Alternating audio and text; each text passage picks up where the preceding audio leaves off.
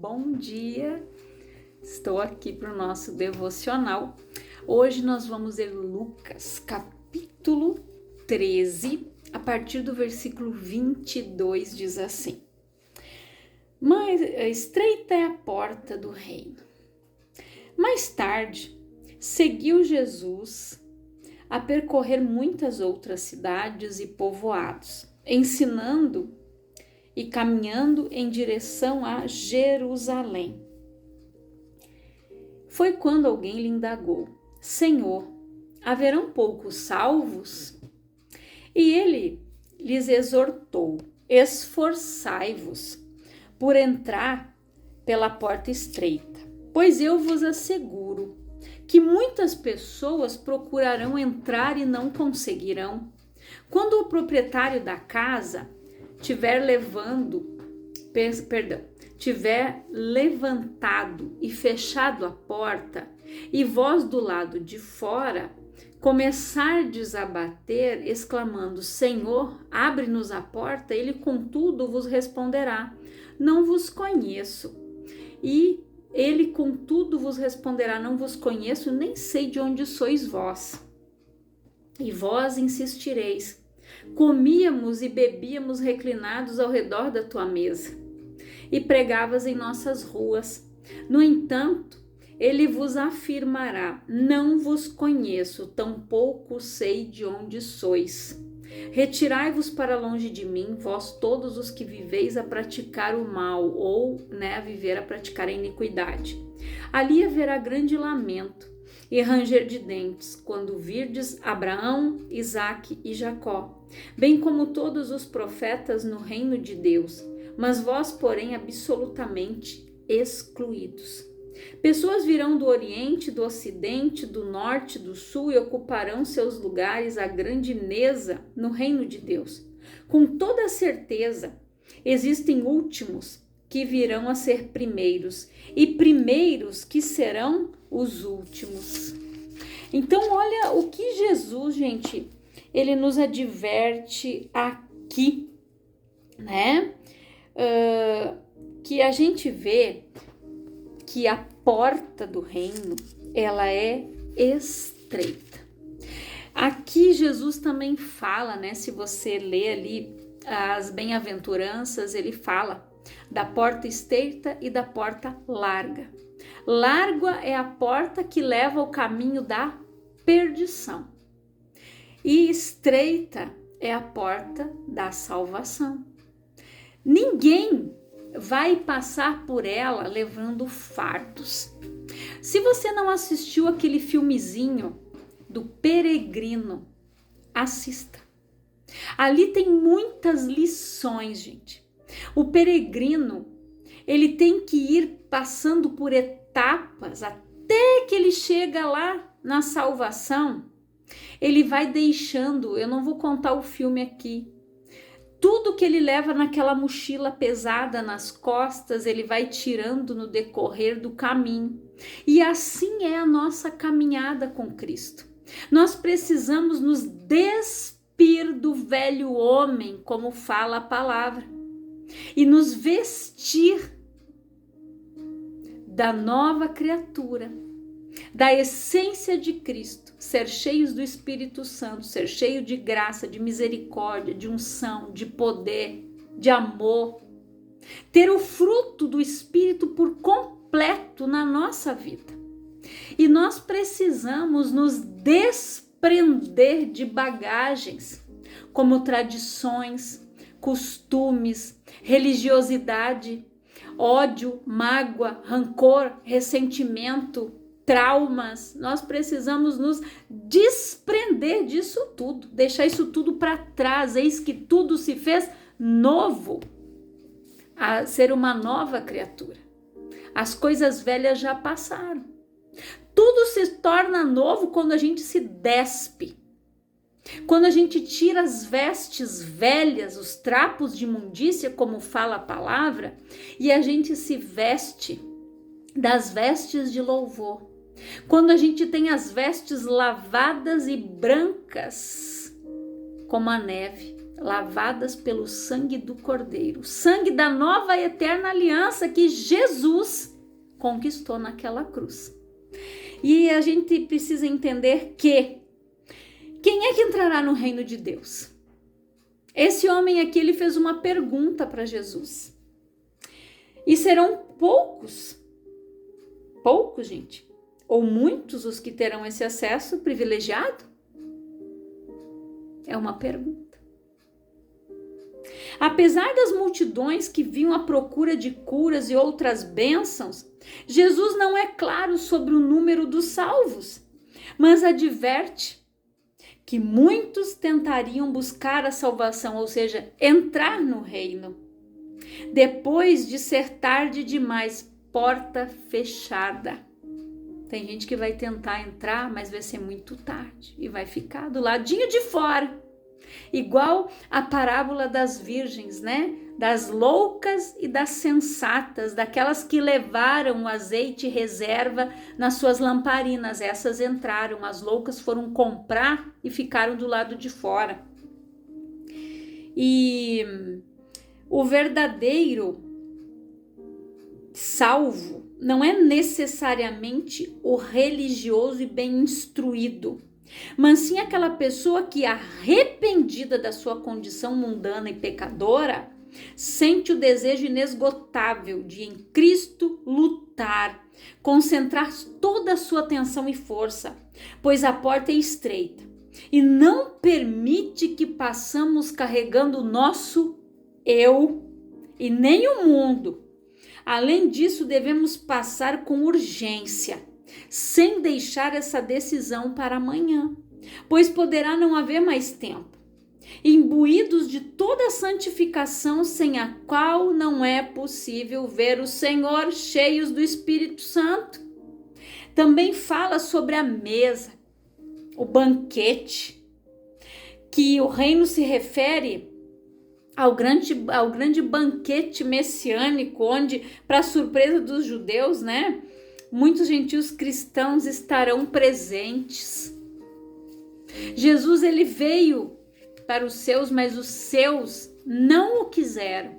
Aí ele foi para quem? Para nós.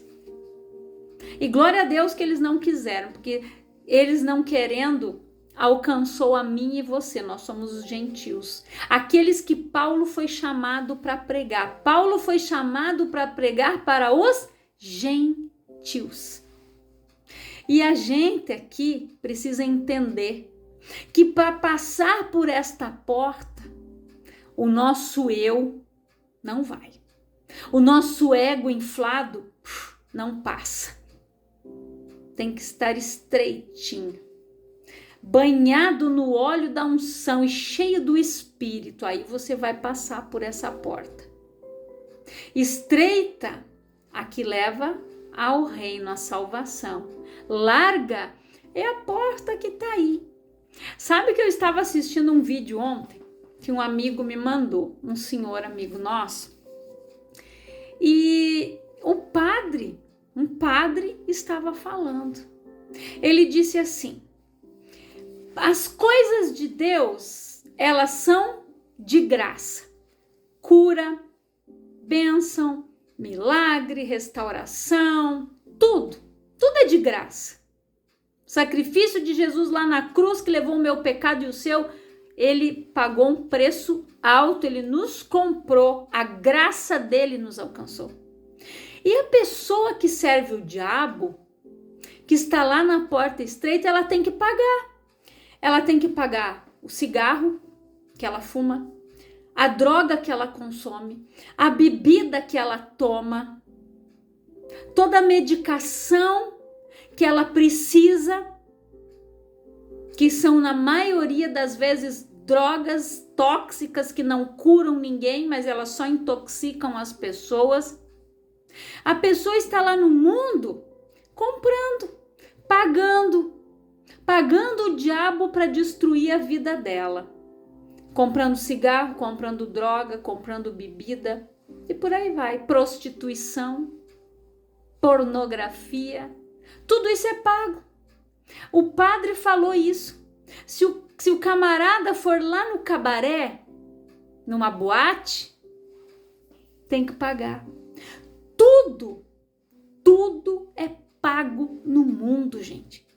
Tudo a pessoa paga para ser escravizada, para ficar lá na portinha que ela vai morar onde? No inferno. Ela paga o diabo, paga o capeta para morar com ele por toda a eternidade. Sendo que o dom gratuito de Deus ela não quer, que é a graça, a salvação, cura, libertação, prosperidade. A prosperidade, gente, muitas vezes não é a pessoa ter uma conta bancária recheada.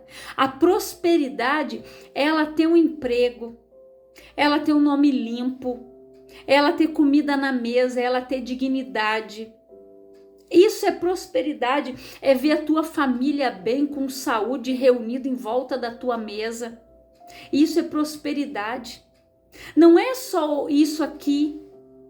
Nós somos abençoados pela graça de Jesus que nos alcançou. A gente nem merecia. Ele riscou a cédula. Ele comprou, ele nos remiu, ele foi o remidor, ele nos reconciliou de volta com Deus quando nós fomos vendidos lá no Éden. Foi isso que aconteceu. Quando o pecado entrou, o orgulho, a soberba, a acusação, a culpa, a mentira, tudo entrou ali. E Jesus veio para nos dar o que? Salvação. Ele é o caminho, a verdade e a vida. O diabo, gente, veio para matar, roubar e destruir. E tem gente que paga por isso. Paga para morrer, se drogando, fumando. Muitos fumantes, gente, na minha família tive tios, graças a Deus, na minha família, meus pais, meus irmãos, né? Nós nunca fumamos. Mas eu tive familiares que fumaram uma vida inteira. Aí o diabo, gente, olha como o diabo é astuto. O diabo, ele vai lá, a pessoa vai no médico, doutor, eu quero ver como é que tá meu pulmão. Ah, o pulmão tá limpinho. Beleza, ó, fumando mais. Fuma mais. Aí, ela não vê as outras consequências porque o diabo não deixa ela ver. O cigarro, gente, ele entope as veias, artérias. Eu já ouvi de uma senhora, quando eu estava lá fazendo o meu estágio de massagista. Ela disse: o meu esposo fumava, o médico mandou ele parar de fumar porque ele ia perder a perna, ele não deu ouvidos. Ele achava que era só o pulmão estava limpo. Pois até que foi que aquele homem teve a perna amputada, aí ele parou de fumar. O cigarro, gente, ele vai atingindo outras partes, outros órgãos. Aí a pessoa, ela vai sendo enganada pelo capeta. Quanta gente que eu ouço dizer, gente, as pessoas que fumam, mais um prego pro meu caixão. Eu cansei de escutar isso e escuto isso até hoje. Ela tá fumando e ela mesma ela está declarando com a boca dela a morte dela. Mais um prego pro meu caixão. Pessoas que têm problemas, gente, dor de articulações, de muitas coisas.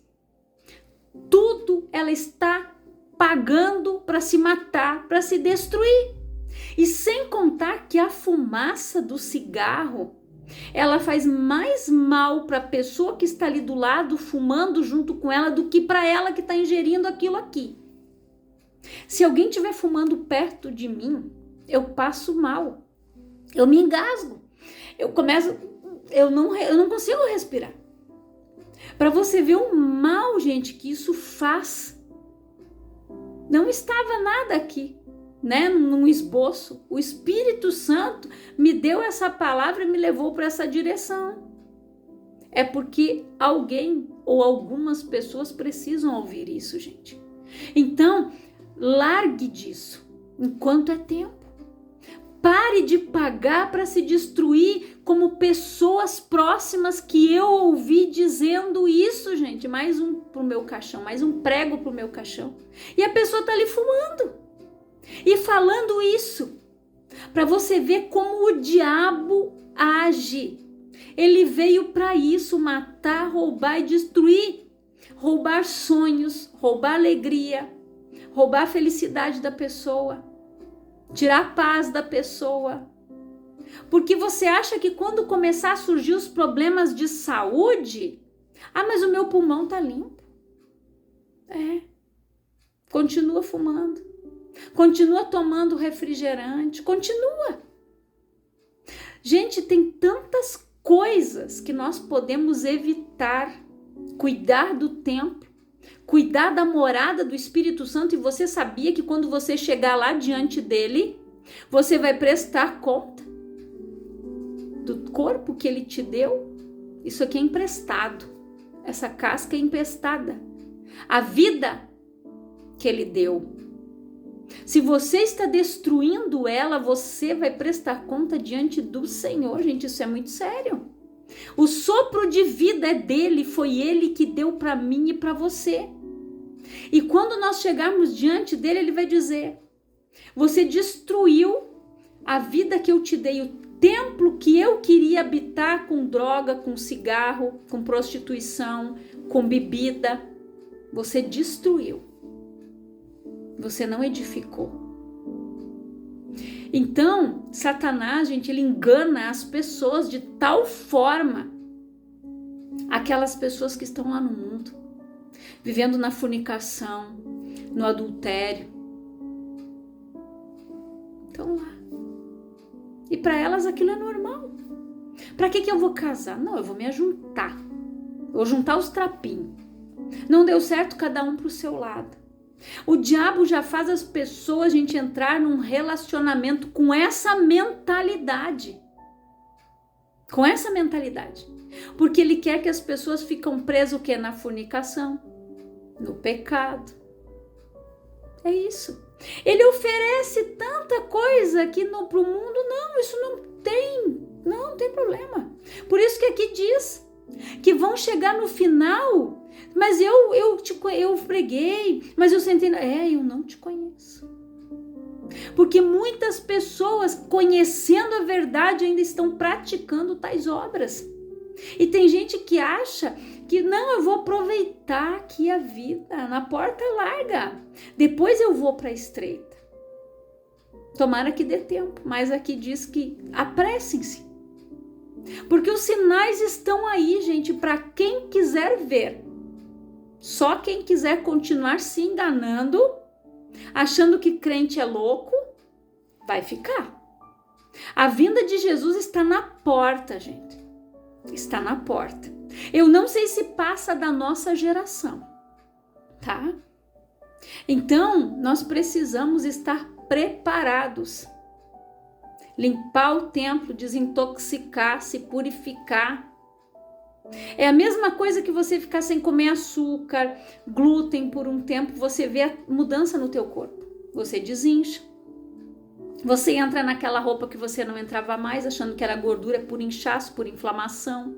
Quantas dores nas articulações. Eu estava assistindo um vídeo ontem de um médico, um cardiologista, falando que muitas dores no corpo que as pessoas têm é tudo de alimentos e coisas erradas que elas comem.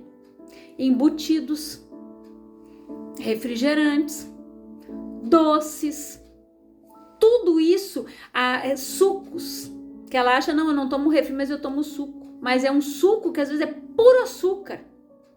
E ela está ingerindo coisas que ela não tem conhecimento. Por isso que a palavra diz, o povo sofre e perece por falta de conhecimento, gente. Conhecimento, começa a ler rótulo, começa a ler embalagem do que você come.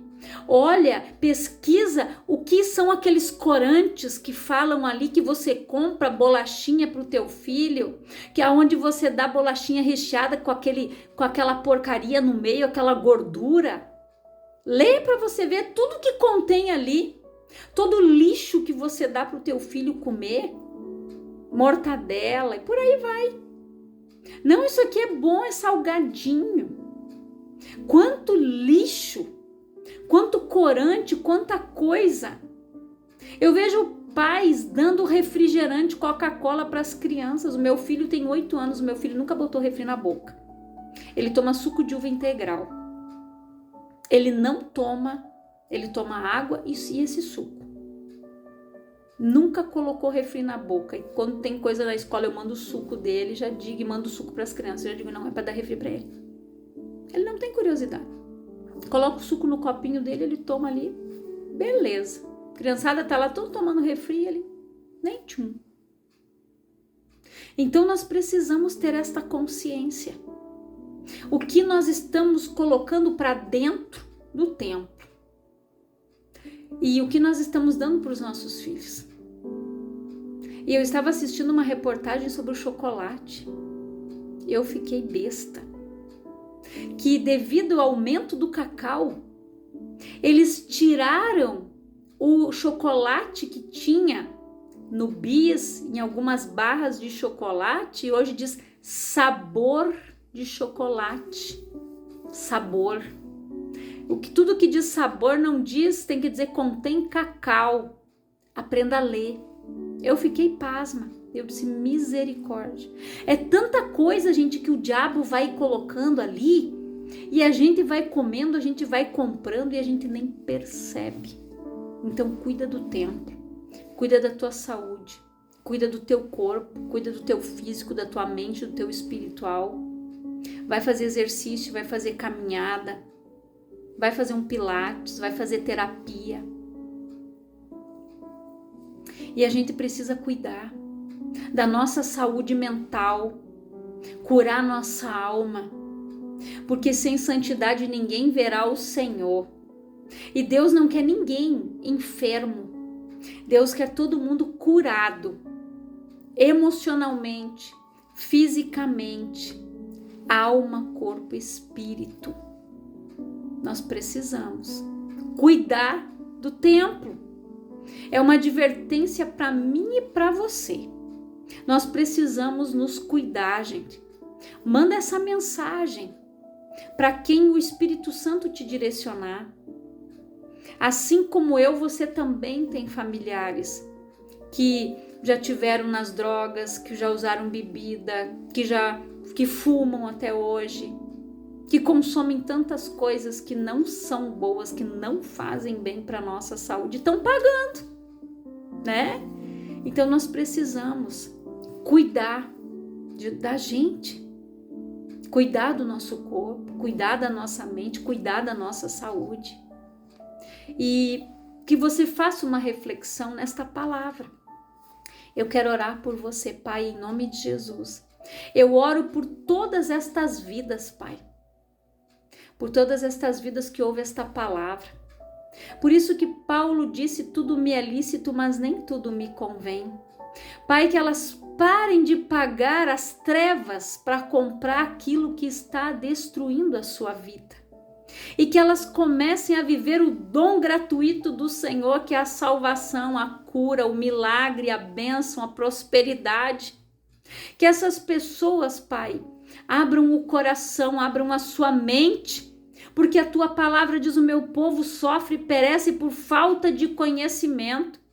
Que estas pessoas, Pai, despertem da cegueira em que elas vivem, que elas despertem literalmente, que as escamas caiam dos olhos, que a surdez saia dos ouvidos e que elas possam ouvir a verdade que cura, que liberta, que transforma e que salva, que elas permaneçam no caminho, que elas possam tirar as suas bagagens, se despir da velha criatura, deixar o eu, o ego, diminuir para que o Senhor cresça, como João Batista disse, é necessário que eu diminua e que ele cresça. Que esse povo tenha este entendimento, este renovo, este revestimento, Pai. Porque o Senhor está alertando a igreja, o Senhor está alertando o teu povo. Quem tem ouvidos para ouvir, ouça o que o Espírito diz às igrejas, é o que está escrito na tua palavra. Eu profetizo cura, milagre, libertação, despertar de todos os meus irmãos e irmãs em Cristo que ouvem esta palavra, Pai. Que o Espírito Santo ministre tão forte no coração desta pessoa, que ela possa ter a força, o ânimo, Pai, para abandonar todas essas porcarias e que ela possa viver a plena bênção, a vida que o Senhor veio para nos dar, a vida e a vida em abundância que Jesus conquistou lá naquela cruz. É a minha oração, em nome do Pai, do Filho e do Espírito Santo de Deus, e que Deus te abençoe grandiosamente, no nome de Jesus.